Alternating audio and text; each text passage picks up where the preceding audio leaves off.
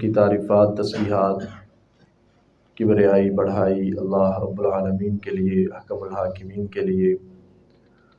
اور درود و سلام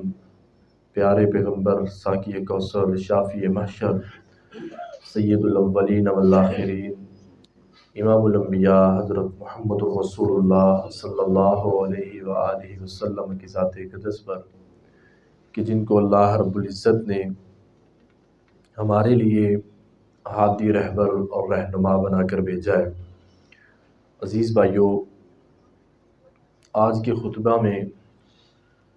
انشاءاللہ العزیز زکوٰۃ کے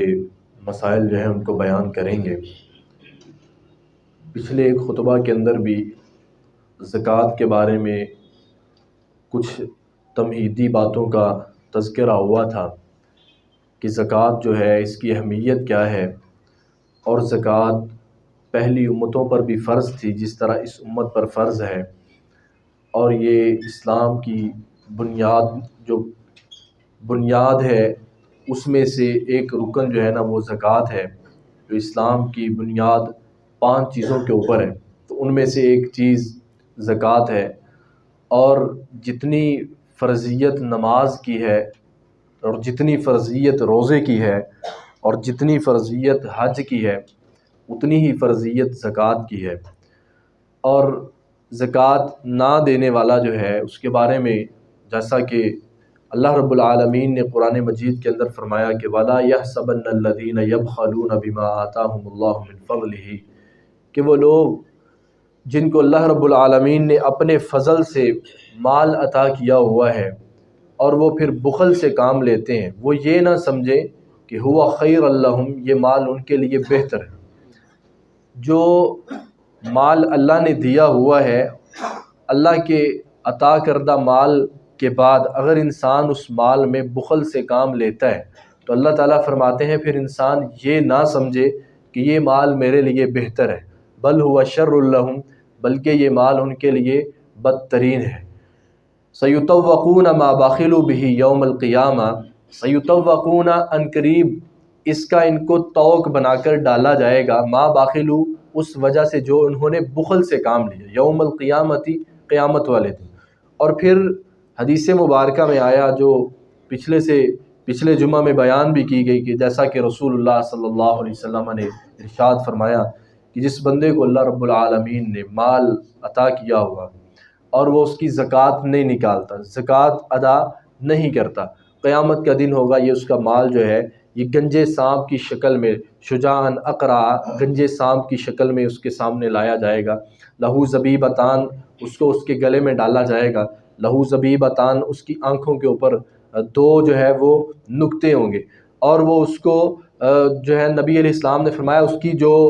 بلہزمتیہ یشدغ بلہزمتیہ، جو اس کی باچھیں ہیں وہ ان کو اس طرح پکڑ کر کھولے گا اور چیرے گا، اور پھر اس کو کہے گا کہ انا مالک انا کنزک، کہ میں تیرا مال ہوں، میں تیرا خزانہ ہوں جسے تو سنبھال کر رکھتا تھا، جس کی تو زکوٰۃ ادا نہیں کرتا تھا۔ اور پھر صحیح بخاری میں تھا، نبی علیہ السلام نے فرمایا یہی مال و دولت جو ہے یہ، اس کو صحیح مسلم میں ہے، آپ نے فرمایا اس کو اللہ تعالیٰ تخت کی طرح بنا کر پھر اس کو جہنم کی آگ کے اندر جو ہے نا اس کو گرم کیا جائے گا، تپایا جائے گا اس کو، اور پھر زکوٰۃ نہ دینے والا جو ہے اس کی پیشانی پر اللہ تعالیٰ اس کو لگائیں گے، اس کے پہلو پر لگائیں گے اور اس کی پشت پر لگائیں گے، اور لوگوں کو پتہ چلے گا کہ یہ زکوٰۃ کا منکر تھا، یہ زکوٰۃ ادا نہیں کیا کرتا تھا۔ اور ایک روایت میں تھا نبی علیہ السلام نے فرمایا کہ جو زکوٰۃ ادا نہیں کرتا اس کا مال قیامت والے دن اس کو روندے گا، اور نبی علیہ السلام نے اس میں پوری وضاحت فرمایا 50,000 سال تک اس کا مال اس کو روندے گا جو زکوٰۃ ادا نہیں کرتا، کیونکہ یہ پورے سال میں صرف ایک مرتبہ ہے۔ فرضیت اس کی نماز جتنی ہے، نماز ایک دن میں 5 مرتبہ فرض ہے، زکوٰۃ پورے سال میں ایک دفعہ ہے، وہ بھی اگر نصاب کو پہنچے اور وحال علیہ الحول، اور اس پر 1 سال گزر جائے نصاب تک پہنچنے کے بعد۔ اب نصاب کے بارے میں آج انشاءاللہ العزیز ہم بات کریں گے کہ زکوٰۃ جو ہے وہ کس چیز کے اوپر ہوتی ہے، اور اس چیز کی مقدار کتنی ہو تو اس پر زکوٰۃ فرض ہوتی ہے۔ میرے عزیز بھائیو، زکوٰۃ جو ہے یہ 4 چیزوں کے اوپر ہے، سونا چاندی، اور اسی طرح زمین کی پیداوار، اور جانور، اور مال تجارت، ان 4 چیزوں کے اوپر زکوٰۃ فرض ہوتی ہے۔ زکوٰۃ کیسے ہے؟ اگر انسان کے پاس جانور ہیں یا اس کے پاس زمین کی پیداوار ہے یا سونا چاندی ہے تو زکوٰۃ کیسے فرض ہوگی؟ فرض کریں اگر انسان کے پاس سونا ہے تو شریعت نے کہا ہے کہ اگر سونا جو ہے وہ 87 گرام اس کا وزن بنتا ہے، یعنی 7.5 تولے سونا جو ہے اگر انسان کے پاس موجود ہے اور اس پر 1 سال گزر گیا ہے تو اس پر زکوٰۃ واجب ہے، اس کی زکوٰۃ ادا کرنا فرض ہے۔ اگر 87 گرام یعنی 7.5 تولے سونا موجود ہے اور 1 سال گزر گیا۔ اسی طرح ایک اور مسئلہ اس میں، سونا جو ہے وہ چاہے ویسے ہی محفوظ پڑا ہوا ہے گھر کے اندر یا وہ استعمال کے اندر ہے، دونوں صورتوں کے اندر اس پر زکوٰۃ واجب ہوگی۔ سونا آپ اس کو استعمال کر رہے ہیں، اس سے جو ہے نا وہ کوئی چیز خرید رہے ہیں، سیل پرچیز کر رہے ہیں، یا آپ کے گھر میں ویسے ہی پڑا ہوا ہے یا کسی نے اس کو پہنا ہوا ہے تو اس پر زکوٰۃ فرض ہے۔ اسی طرح چاندی جو ہے، چاندی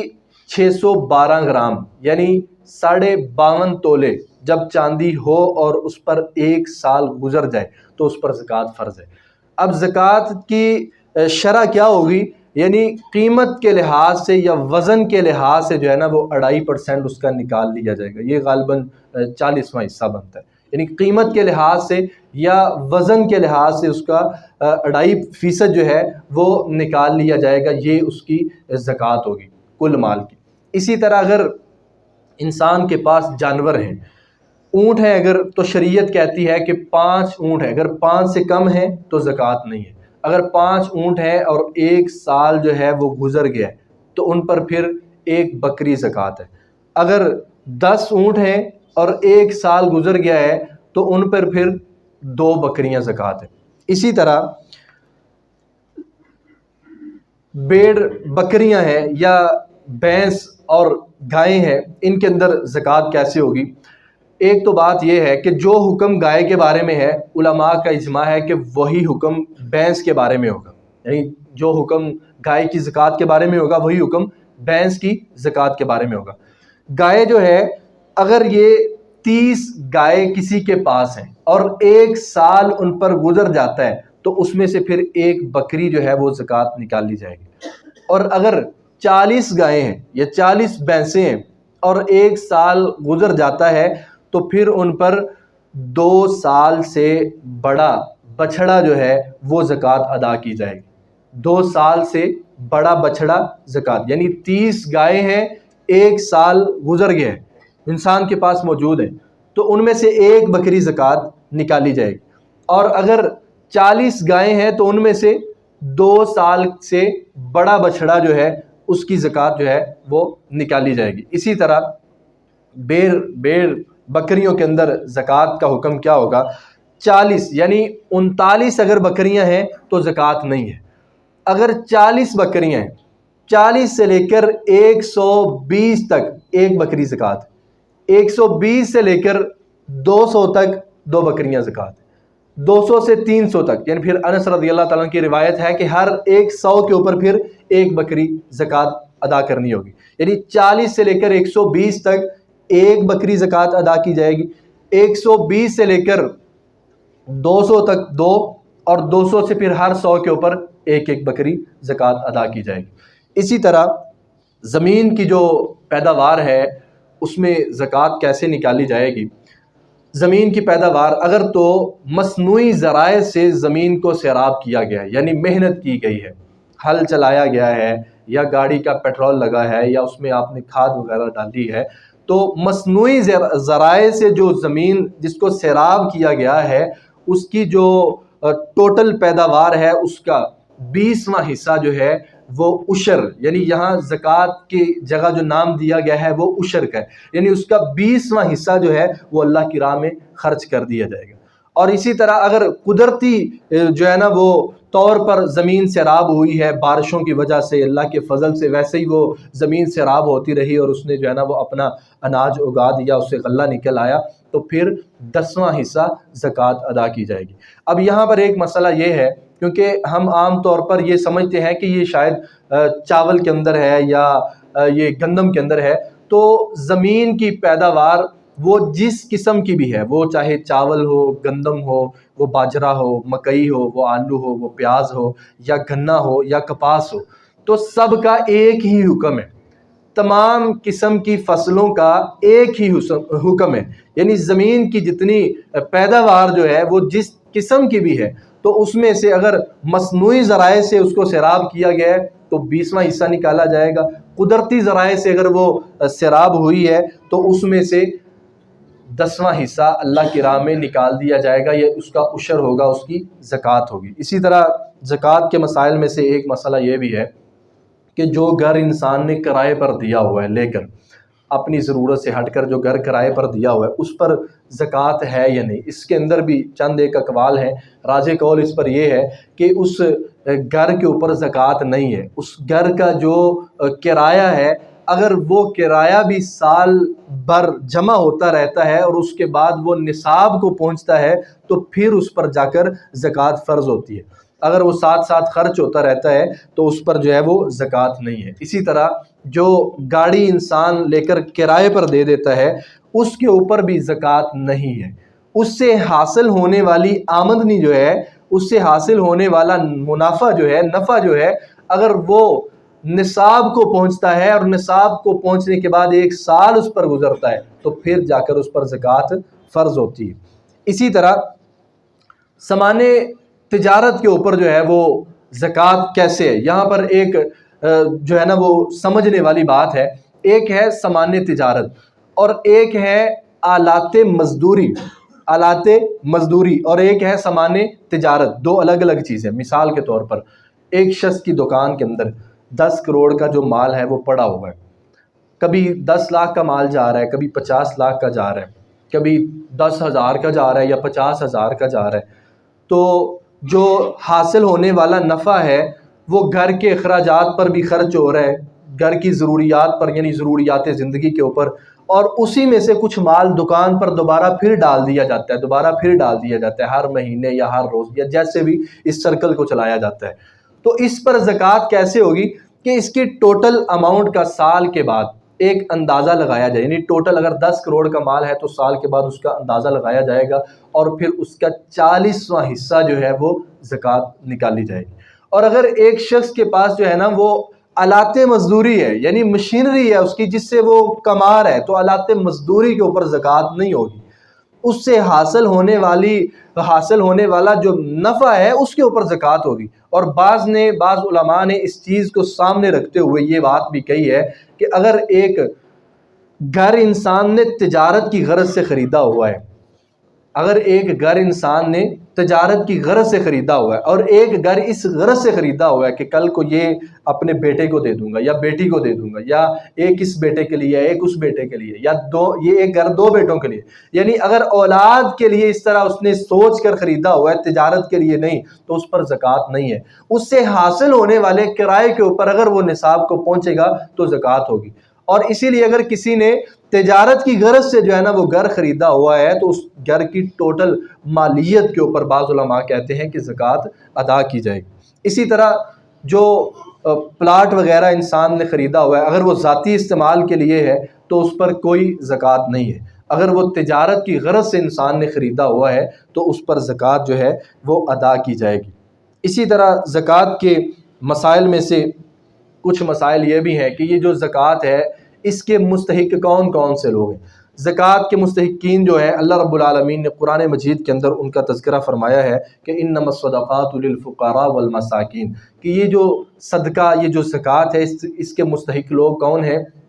مساکین لوگ ہیں، حاجت مند لوگ ہیں۔ مسکین کس کو کہتے ہیں؟ کہ جس کی آمدنی جو ہے یعنی ماہانہ اس کو 30,000 روپیہ آ رہا ہے مگر اس کے گھر کی ضروریات 40,000 ہیں یا 45,000 ہیں، تو اس بندے کے اوپر زکوٰۃ اپنی جو ہے وہ خرچ کی جا سکتی ہے۔ اسی طرح ایک بندہ جو ہے نا وہ غریب ہے، یعنی مسکین کے اوپر زکوٰۃ لگائی جا سکتی ہے۔ دوسرے نمبر پر غرباء کے اوپر، ایک انسان غریب ہے، اس کے پاس جو ہے نا وہ مال و دولت بھی نہیں ہے، کمانے کے ذرائع بھی نہیں ہے، افراد بھی نہیں ہے، تو یہ بھی زکوٰۃ کا جو ہے نا وہ مستحق ہے۔ جو فقیر ہے، جو محتاج ہے۔ اور تیسرے نمبر کے اوپر زکوٰۃ کا مستحق وہ بھی ہے جو زکوٰۃ کو وصول کرنے والا ہے، زکوٰۃ کے اوپر کام کرنے والا ہے، والعاملین علیہا، جو زکوٰۃ وصول کرنے والا ہے، زکوٰۃ کا مستحق یہ بھی ہے۔ اور چوتھے نمبر کے اوپر زکوٰۃ کا مستحق مقروض انسان بھی ہے۔ یہ بات یاد رکھیے گا کہ مقروض انسان زکوٰۃ کا مستحق کیسے ہے؟ مقروض جو ہے یہ زکوٰۃ کا مستحق کیسے ہے؟ کیونکہ یہ قرض ایسی چیز ہے کہ یہ شہید کو بھی معاف نہیں ہے، قرض شہید کو بھی معاف نہیں ہے، اور انسانیت کی سب سے بڑی خدمت ہی یہ ہے کہ اسے جہنم کی آگ سے آزاد کروایا جائے۔ تو یہ جو قرض ہے، یہ جو قرض ہے، اگر کوئی مقروض ہے تو اس کا قرض اتارنے کے لیے زکوٰۃ بھی اگر انسان دے سکتا ہے تو اس کو دینی چاہیے۔ اللہ تعالیٰ فرماتے ہیں یہ زکوٰۃ کے جو مصارف ہیں ان میں سے ایک جو ہے نا وہ مقروض ہے، کہ اگر کوئی مقروض ہے تو دوسرا مسلمان اپنی زکوٰۃ کو اس پر خرچ کر دے، کیونکہ موت کے وقت کا کوئی علم نہیں ہے۔ اگر یہ اس کو موت آتی ہے یا اللہ کے ہاں چلا جاتا ہے تو اس کا پیچھے سے قرض ادا ہوا ہوگا تو یہ جنت کے اندر جا سکے گا۔ جیسے کہ ایک لمبا واقعہ ہم نے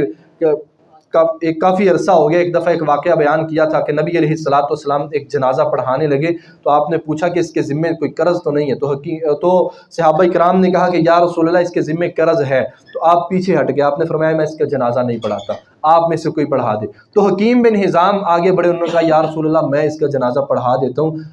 آپ اس کا جنازہ پڑھا دیں، میں اس کے قرض کی ذمہ داری لے لیتا ہوں۔ تو نبی علیہ السلام نے اس صحابی کا جنازہ جو ہے نا وہ پڑھا دیا۔ کافی عرصے کے بعد حکیم بن حزام رضی اللہ عنہ سے ملاقات ہوئی نبی علیہ السلام کی، تو نبی علیہ السلام نے ان سے پوچھا کہ اس بندے کے قرض کا کیا بنا ہے؟ تو اس وقت جو ہے نا وہ حکیم بن حزام کہنے لگے کہ یا رسول اللہ اس کی میں نے جو ہے نا وہ قسطیں کی ہوئی تھی، تو آج اس کی آخری قسط جو ہے نا وہ ادا کی ہے۔ یہ سنن نبی داؤد میں واقعہ۔ تو نبی علیہ السلام نے فرمایا تھا کہ اس کی روح جنت اور جہنم کے درمیان معلق تھی، معلق کہتے ہیں جیسے لٹکی ہوتی ہے، تو آج تو نے آخری اس کی قسط دی ہے تو آج ہی اللہ تعالیٰ نے اس کو جنت میں داخل کیا ہے۔ تو اس حدیث سے پتہ چلتا ہے کہ انسانیت کی سب سے بڑی خدمت یہ ہے کہ اسے کسی طرح سے جہنم کی آگ سے آزاد کروایا جائے، اس کی آزادی کے اندر جو ہے اس کی معاونت کی جائے، اس کی مدد کی جائے۔ تو اللہ رب العالمین نے زکوٰۃ کے مصارف میں سے ایک مصرف اسی لیے رکھا ہے کہ جو انسان مقروض ہے آپ اس پر اپنی زکوٰۃ کو فرض کر سکتے ہیں، اس پر خرچ کر سکتے ہیں۔ اسی طرح پانچویں نمبر پر اگر کوئی قیدی ہے، کسی کی قید کے اندر ہے، کسی کی غلامی کے اندر ہے، اس کو اس غلامی سے نکالنے کے لیے آپ اپنی زکوٰۃ جو ہے وہ اس پر خرچ کر سکتے ہیں۔ اور چھٹے نمبر پر جو ہے نا وہ مجاہدین کے لیے اللہ رب العالمین نے زکوٰۃ کو حلال قرار دی ہے، کہ جو اللہ کی راہ میں جہاد کرنے والے ہیں، اللہ کی راہ میں نکلنے والے ہیں، ان پر بھی زکوٰۃ جو ہے وہ خرچ کی جا سکتی ہے۔ اسی طرح ساتویں نمبر پر مسافر جو ہے اس پر زکوٰۃ خرچ کی جا سکتی ہے۔ سفر کرنے والا جو ہے، مسافر جو ہے، اس کی مدد کے لیے آپ اپنی زکوٰۃ کا کچھ حصہ اس پر جو ہے وہ خرچ کر سکتے ہیں۔ اور آٹھویں نمبر پر اللہ تعالیٰ نے فرمایا کہ والمؤلفۃ قلوبہم، اگر کسی کی تالیف قلب مقصود ہے کہ اس پر میں خرچ کرتا ہوں، غیر مسلم ہے میں اس پر خرچ کرتا ہوں، یہ اسلام کی طرف آ جائے گا، یہ مائل ہو جائے گا، یہ کلمہ پڑھ لے گا، اسلام قبول کر لے گا، اگر تالیف قلب مقصود ہے تو انسان اپنی زکوٰۃ کو وہاں پر بھی خرچ کر سکتا ہے۔ اسی طرح وہ جگہ جہاں پر زکوٰۃ جائز نہیں ہے، حلال نہیں ہے، یعنی زکوٰۃ کے مصارف جو ہیں وہ 8 ہیں۔ اب وہ لوگ جو زکوٰۃ کے مستحق نہیں ہیں وہ کون سے ہیں؟ سب سے پہلے نمبر کے اوپر انسان کی اولاد ہے، اس کے ماں باپ ہیں، ان پر زکوٰۃ خرچ نہیں کی جا سکے گی، یعنی نہ ماں کو زکوٰۃ دی جا سکتی ہے یا نہ اپنے باپ کو زکوٰۃ دی جا سکتی ہے۔ اور اسی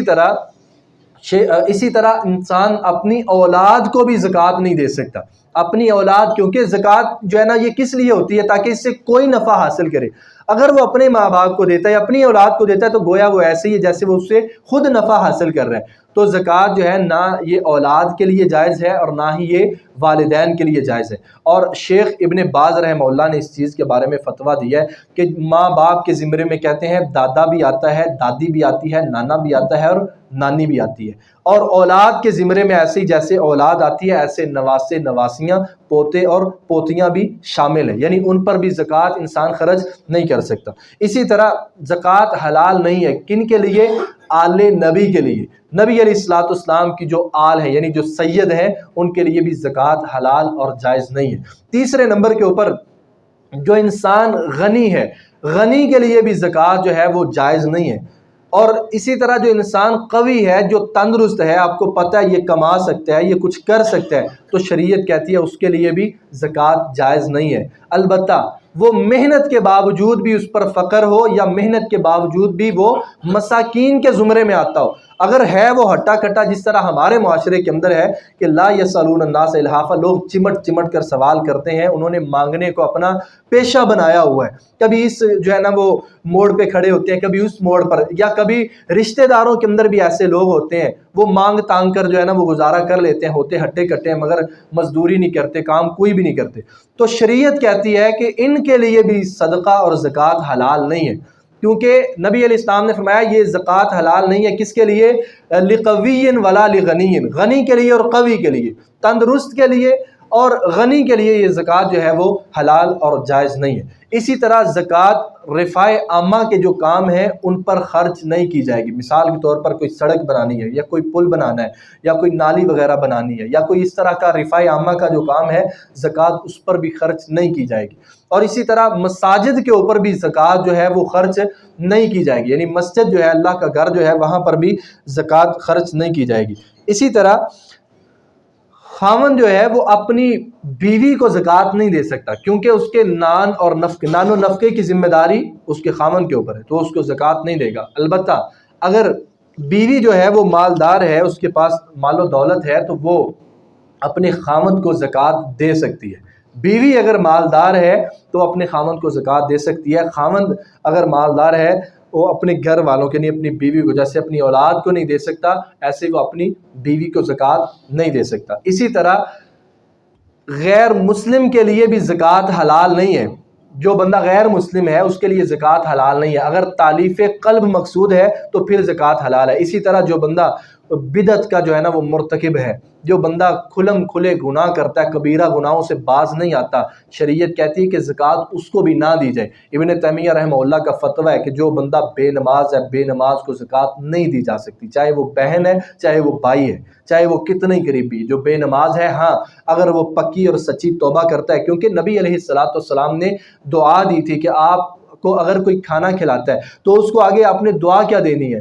افطر عندکم الصائمون وَأَكَلَ طَعَامُكُمُ الْأَبْرَارُ، کہ تمہارے ہاں جو ہے نا وہ روزے دار افطاری کریں، اور دوسرے نمبر پر کیا دعا دی؟ وَأَكَلَ طَعَامُكُمُ الْأَبْرَارُ، اور نیک لوگ تمہارا کھانا کھائیں۔ تو بے نماز نیک کبھی بھی نہیں ہو سکتا۔ تو ابن تیمیہ رحمہ اللہ نے یہ فتویٰ دیا کہ جو بندہ بے نماز ہے، بے نماز کے لیے زکوٰۃ حلال اور جائز نہیں ہے کہ آپ اس کو زکوٰۃ دیں۔ البتہ اگر وہ توبہ کرتا ہے، رجوع کرتا ہے، اگر وہ جو ہے نا وہ معافی مانگتا ہے، اس چیز سے پلٹتا ہے کہ نماز پڑھوں گا میں، وہ اقرار کرتا ہے، تو ابن تیمیہ رحمہ اللہ کہتے ہیں پھر آپ اس کو زکوٰۃ دے سکتے ہیں، وگرنہ وہ زکوٰۃ کا مستحق نہیں ہے۔ یہاں پر ایک اور بات ہے کہ جب زکوٰۃ دینی ہوتی ہے تو کوشش کرنی چاہیے کہ انسان محنت کے ساتھ زکوٰۃ ادا کرے، یعنی ایسے ہی بغیر تحقیق کے، یا ایسے ہی جو بھی اس طرح روایتی انداز کے اندر مانگنے کے لیے آ جاتا ہے، تو یہ لوگ زکوٰۃ کے اتنے مستحق نہیں ہوتے، کیونکہ جو اصل مستحق ہوتے ہیں اللہ تعالیٰ نے ان کے بارے میں فرمایا کہ لا یسألون الناس الحافا، وہ چمٹ چمٹ کر ایسے سوال نہیں کرتے، وہ پیچھے نہیں پڑ جاتے، ان کے اندر اللہ نے کوئی خودداری رکھی ہوتی ہے، اللہ تعالیٰ نے خود فرمایا کہ وہ ایسے چمٹ چمٹ کر سوال نہیں کرتے۔ اسی طرح ایک زکوٰۃ کے مسائل میں سے ایک مسئلہ یہ بھی ہے کہ اگر ایک بچہ یتیم ہے یا مجنون ہے،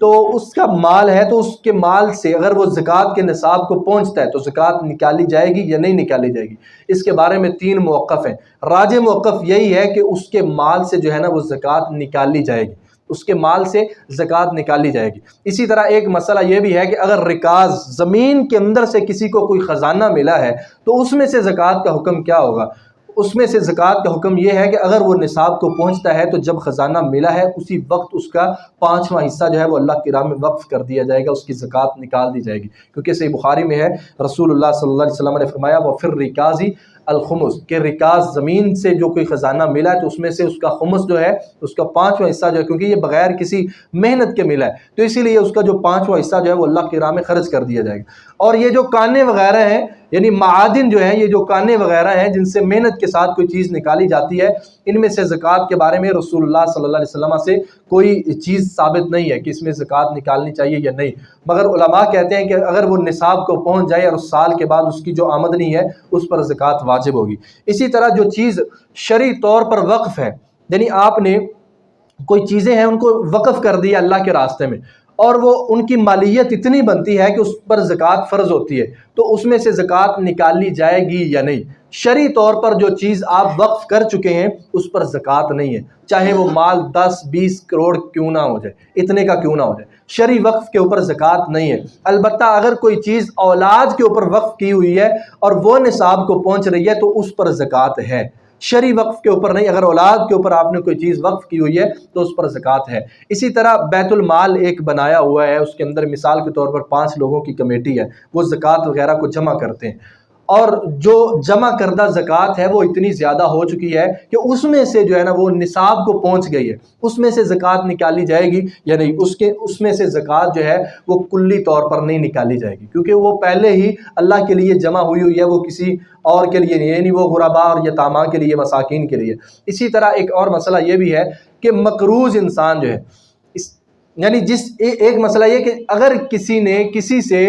10 کروڑ روپیہ لینا ہے، یعنی اس نے کسی سے اپنا قرض جو ہے کسی کو دیا ہوا ہے وہ اس سے واپس لینا ہے، تو اس سے وہ زکوٰۃ نکالے گا یا نہیں؟ راجح مسئلہ یہی ہے کہ وہ اس سے زکوٰۃ نہیں نکالے گا، کیونکہ وہ اس کے تصرف کے اندر نہیں ہے، اس کے اختیار کے اندر نہیں۔ جو چیز انسان کے اختیار کے اندر نہیں ہے تو اس میں سے زکوٰۃ نہیں ہے۔ اگر آپ کو امید واثق ہے کہ میں نے اس بندے کو تھوڑے وقت کے لیے یہ پیسے دیے ہوئے ہیں، وہ مجھے واپس کر دے گا، تو آپ نکال بھی سکتے ہیں، مگر راجح موقف یہی ہے کہ جو چیز آپ کے اختیار کے اندر نہیں ہے